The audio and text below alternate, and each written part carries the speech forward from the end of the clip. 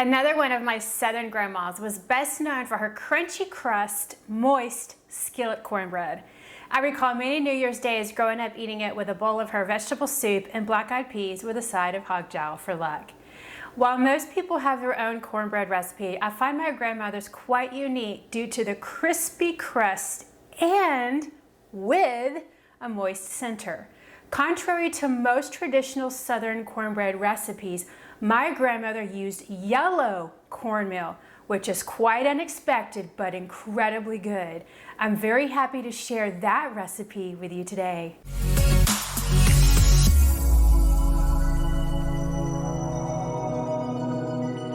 My grandmother learned to make cornbread from her mother, so this recipe goes back multiple generations, along with the tips and tricks on how to get a crispy crust with a moist, soft center.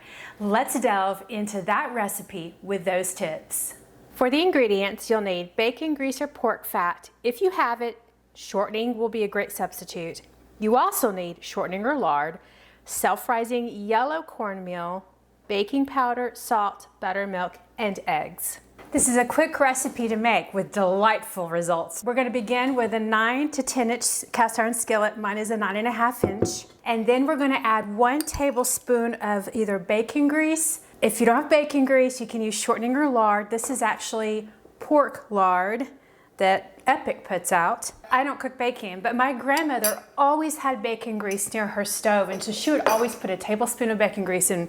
Who knows what we ate with bacon grease in it. But if you don't have bacon grease, you can always just use shortening. And then we're going to add 3 tablespoons of just regular shortening, but you could do 4 total tablespoons of shortening if you don't have the bacon grease. In this cold skillet with our fat, we're going to place it in the oven, a cold oven. You're going to preheat your oven to 500 degrees. A screaming hot oven is the key to creating a nice, crunchy, crispy cornbread exterior, and it won't be burnt. It'll be nice and crispy.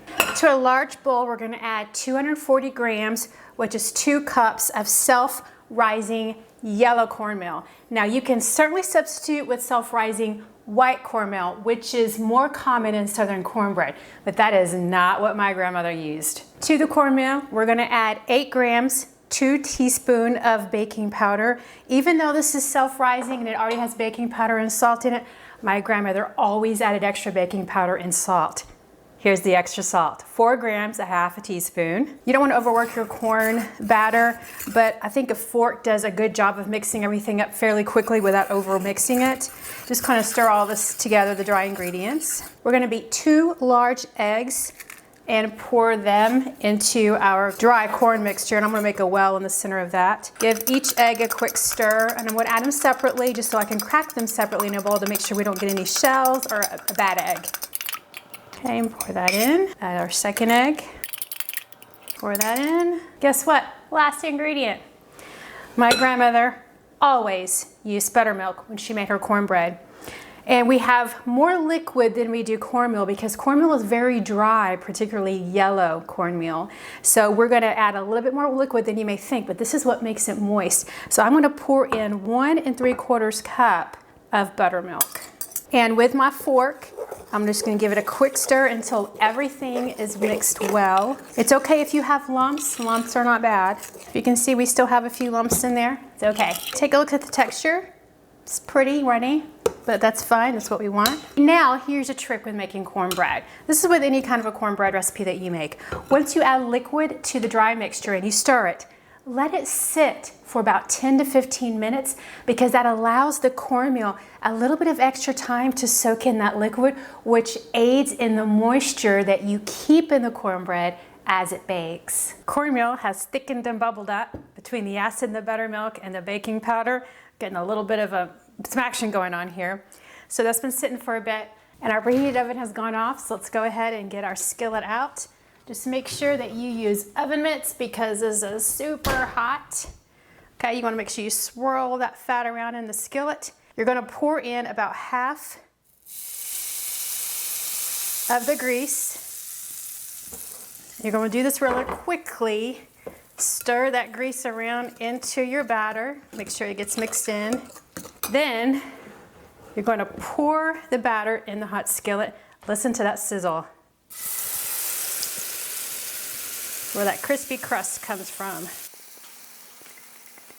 Okay, then as quick as you can, we're gonna put this back. Look at all the bubbling coming up and the cooking of the hot oil onto the cornbread, the batter, back in the oven. Drop your oven temperature down to 450 degrees, and you're gonna bake for 20 to 25 minutes or until golden brown.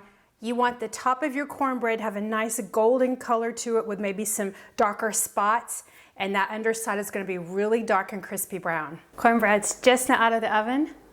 Look how brown it is on top. Now, this is the key to another trick for crispy cornbread, is you've gotta pop it out of the skillet onto a serving plate immediately.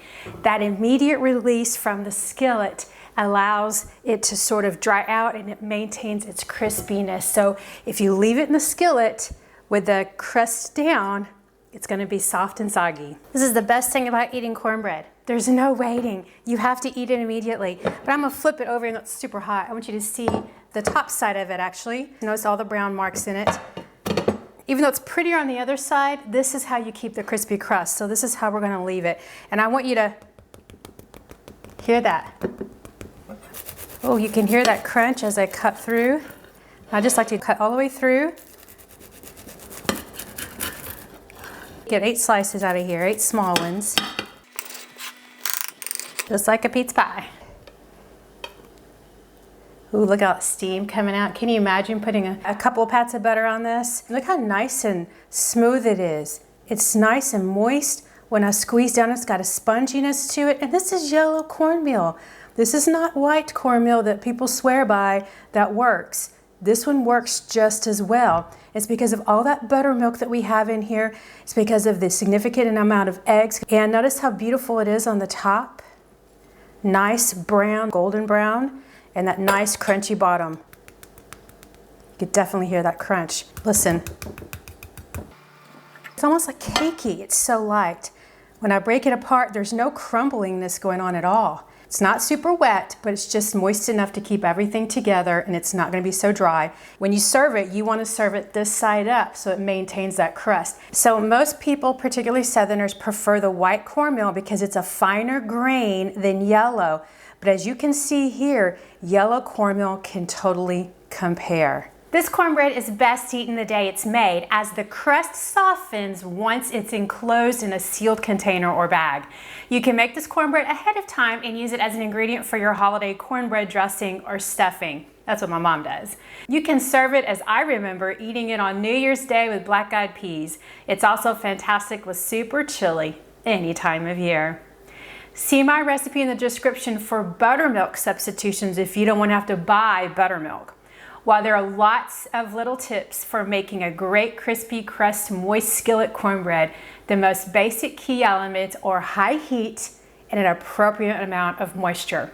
Doesn't matter if you use white or yellow cornmeal. I hope this recipe and tips are helpful in your future cornbread making experiences. And until next time, go bake the world.